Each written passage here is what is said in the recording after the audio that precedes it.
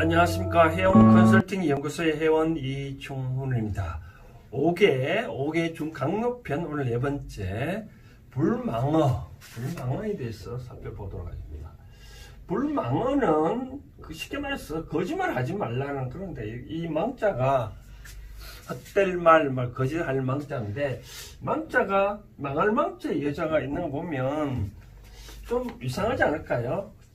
한문이 참 왜 이 망자가 거짓말할 망자로 바뀌었을까요? 한번 한문을 풀이해 보면 이런 것 같아요. 이 망자가 뭐 이런 식으로 사람 인자로 된 거, 뭐 사람 망해서 어느 숨어 있다는 그런 뜻도 되고, 아니면 옛날에 초서를 찾아보면 이게 이런 모양이잖아요. 칼이 있어 보니까 이렇게 하나 있다 보니까 꼭 칼이 하나 꼭 부러진 같은 느낌을 가잖아요. 그러니까 전쟁터 싸움하다가 칼이 만약에 딱 부러졌다 그러면 망했잖아요. 그렇죠? 그래서 이 망자가 망할 망자잖아요. 그렇죠? 망할 망자 밑에 여자 계집 여자가 있는 거 보면 여자가 망했다 뭐 그런 말일까요? 옛날 사람들은 뭐 남성 위주의 사회다 보니까 뭐 여자를 좀 낮게 평가하다 보니 여자가 하는 말은 다 뭐 이상스럽다, 뭐 조금 속이는 말이 거짓이 좀 애교 등등 하다 보니까 이런 말이 나오실 것 같은데 조금 이상한 것 같습니다. 하여튼 그렇고 이날같이 불망어 4번째 개송 개 중에 과연 능엄경에서는 예전처럼 또 어떻게 풀이를 해놨는지 한번 살펴보도록 하겠습니다. 능엄경에서 설명한 동국대학교 역경원 한글대장경 검색을 한번 해보도록 하겠습니다. 마찬가지로 글씨가 너무 작아서 좀 확대해서 보도록 하겠습니다.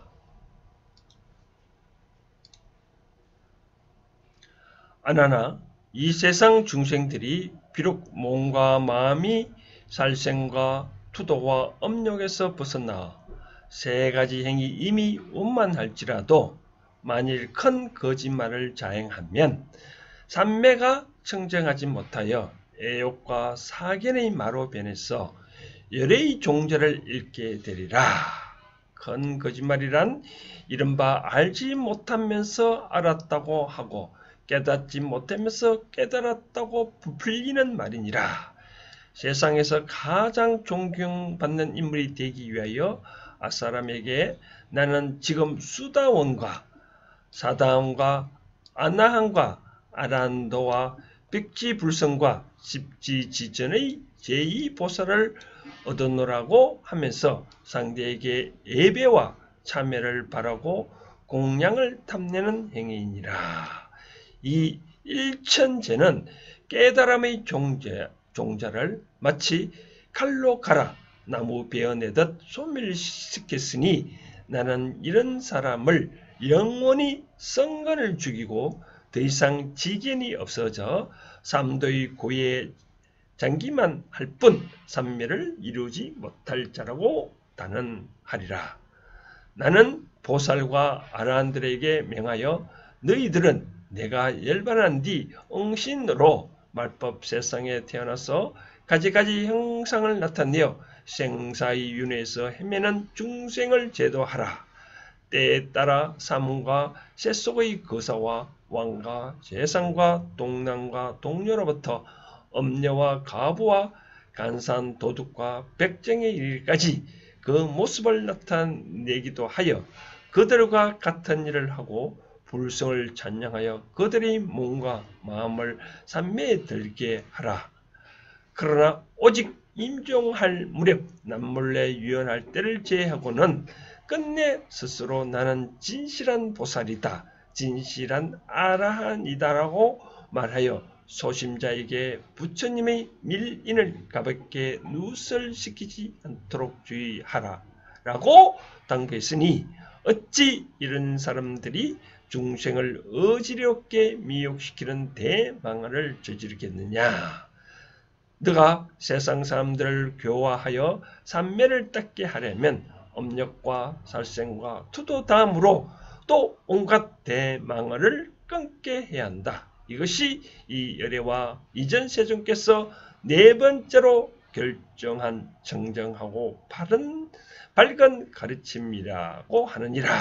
그러나 안하나 만일 대망언을 끊지 않는다면 마치 인분을 깎아서 전단나무의 모양을 만들어 놓고 향내 나기를 바라는 것처럼 이치에 맞지 않는 행위니라.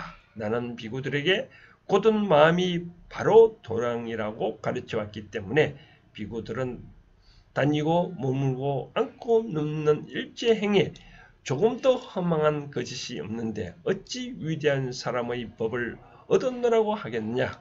활버든 거지가 제왕을 사칭하다가 스스로 죽음을 전하는 것과 같은데 더욱 이 어찌 감히 법왕의 이름을 훔치겠느냐.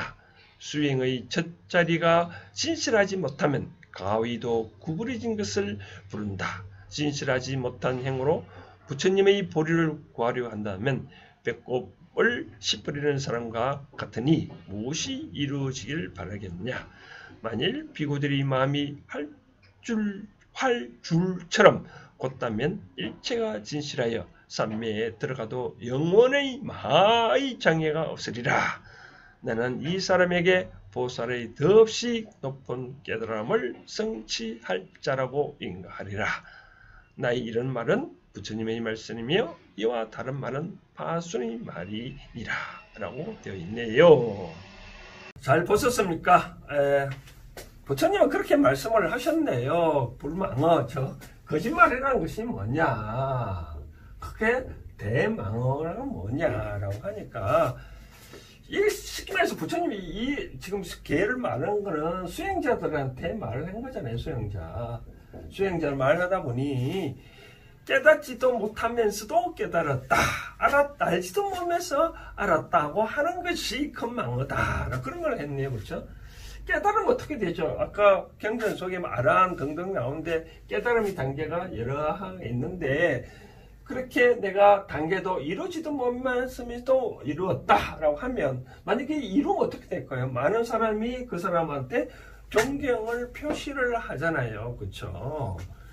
그러니까 내가 그런 재물을 탐하고 싶어서 내가 또 깨달았다라고 하잖아요. 그렇죠? 그래서 부처님은 아무리 우리가 엄난한 짓을 하지 아니하고 또 살생도 하지 아니하고 남을 주제를 훔치지 아니했다고 바른 행을 한다 하더라도 이 망어, 마지막으로 이 망어 거짓말 하는 거, 그러면 영원히 깨닫지는 못한다. 비유를 또 재미나게 또 드러났잖아요. 그렇죠? 어떤 비유가 드러났죠? 바로 전단향. 향이 전단향이 침향인지 모르지만 향이 나잖아요. 그렇죠? 향이 나는데 이 세균이스가 똥으로 나무를 만들어 놓고 단을 만들어 놓고 여기가 향기를 나기를 기다리는 것 같다라고 표현을 해놨잖아요. 그렇죠? 그래서 결국은 부처님께서는 수행자들한테 거짓말 하지 말라는 것은 다른 뜻이 아니고, 네가 제대로 수행도 안 해놓고 수행을 했다, 그렇게 하면 안 된다라고 말씀을 하신 거죠. 그렇죠? 그러면 해원의 불교 현대적 응용하기 차원에서 또 한 말씀을 드린다면 또 이런 것 같습니다. 뭐냐면, 우리가 거짓말 한다.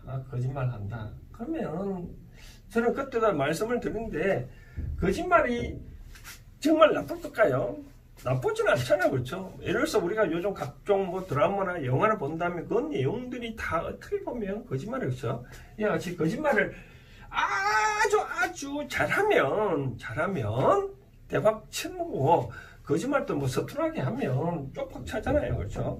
그래서 일상생활에서 진짜 거짓말 하고 싶으면 완벽하게 해서 상대가 나를 의심하지 않도록 딱 쉽게 말해서 어떠한 한 의욕도 안 생기고 미혹도 안 생기고 100% 하면 상관없겠죠. 그러나 거짓말을 조금이라도 탈로가 나면 쪽박 차잖아요. 그래서 저는 그런 생각합니다. 이 세상에 아무리 잘못을 한다고 하더라도 언젠가는 그것이 밝혀지잖아요. 그렇죠? 그러다 보면 결국은 거짓말 안 하는 것이 좋지 않겠냐. 부처님도 언젠가는 그런 말 했잖아요.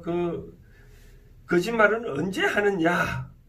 거짓말은 언제를 하느냐? 그러니까 평상시에 모든 사람을 깨닫게 하더라도 인정할 때 내가 스스로 뭐 이렇게 위대한 사람이다 말하는 것처럼 이 거짓말을 결코 하지 말라는 거잖아요. 그렇죠? 못 깨달아 놓고 깨달았다고 하지 말라는 거죠. 그렇죠? 그렇기 때문에 이렇게 하면 우리가 거짓말을 하다 보면 나중에 그 사람을 뭐 우리 속담에 그랬잖아요. 이 파트로 콩으로 매주를 쓴다 해도 못 민다고 그런 말 하잖아요. 그렇죠? 그러면 이제 하는 사람은 이렇고 그럼 상대의 입장은 어떻게 해? 거짓말 하는 사람을 내가 봤다. 어떻게 할 건가? 사실 따지고 보면 상대가 거짓말을 하는 것은 결국은 내가 만든 거죠. 지난번에 총론편에도 그래서 말씀을 했다시피 어떤 애가 학원 갔다 오다가 PC방 가고 싶었는데 PC방 갔다가 늦게 왔다. 그러면 나중에 엄마가 니 오면 니 어디 갔다 왔노? 그럼 PC방 갔다 왔다 그러면 한참 때리잖아요. 그렇죠? 나무라니까 그럼 어쩔 수 없이 거짓말 했잖아요. 친구를 만나가 약간 늦게 왔다라고 말하잖아요. 그러면 엄마 입장에서 그래 네가 어떠한 말도 다 받아들인다면 상대는 거짓말 안 하겠죠. 그렇죠? 그래서 어쩌면 내 앞에 오는 그런 것들은 어쩌면 내한테 내가 지은 환경일 수도 있는 것 같아요. 사람이나 누구나 거짓말 할 수밖에 없는 상황이 있다면 그렇게 또 거짓말을 해야 상황이 또 모면될 수가 있다 그러면 또 거짓말 할 수밖에 없겠죠. 그러나 그런 것들은 부처님께도 크게 탓하지는 않은 것 같아요. 그래서 탓하는 것은 바로 내가 깨닫지도 못하고 내가 그렇게 깨달았다고 하는 것, 그것이 큰 죄이지 않겠냐라고 생각하죠. 일상생활에서 우리가 그런 말 있잖아요. 반풍수가 집안 망한다고. 그러니까 잘 모르면 깨끗하게 모른다고 해야 최고로 좋지 않겠냐고 생각되어집니다. 그래서 해운의 불교 현대적 응용하기 거짓말 하지 말라라고 할 때 그 거짓말은 다른 건 일상생활은 사소하게 넘어가지만 최고로 큰 거짓말 대망어는 모르면서도 안다라고 말하지 말라라는 거죠. 그러면 나중에 속담에 이런 말도 있습니다.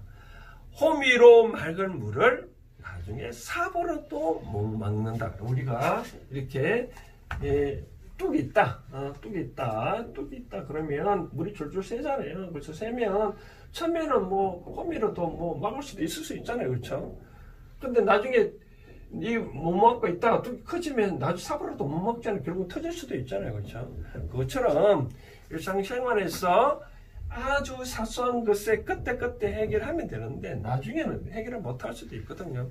그래서 깨끗하게 모르면 모른다. 조금 알면 조금 안다. 대해서 아는 깊이 정도로 말을 하면 되는 것이지 알지 못하면서도 안다고 하는 것이 부처님은 큰 죄라고 말씀을 하신 겁니다. 그래서 일상생활에서 사소하게 누가 거짓말한다, 내가 거짓말한다는 것은 그렇게 환경일 수밖에 없는 것이니 그에 대해서는 크게 탓하지는 못하겠지만 내가 알지도 못하는 것을 안다고 말하는 것들이 큰 죄라는 것을 염두에 두시고 일상생활을 잘 하시면 좋지 않겠나 생각되십니다. 해운의 불교 현대적 응용하기 23번째 거짓말 하지 말아의 진정한 뜻은 알면서도 모르면서도 안다고 하지 말라라고 말씀을 하고 마치겠습니다. 오늘 여기까지 하겠습니다. 감사합니다.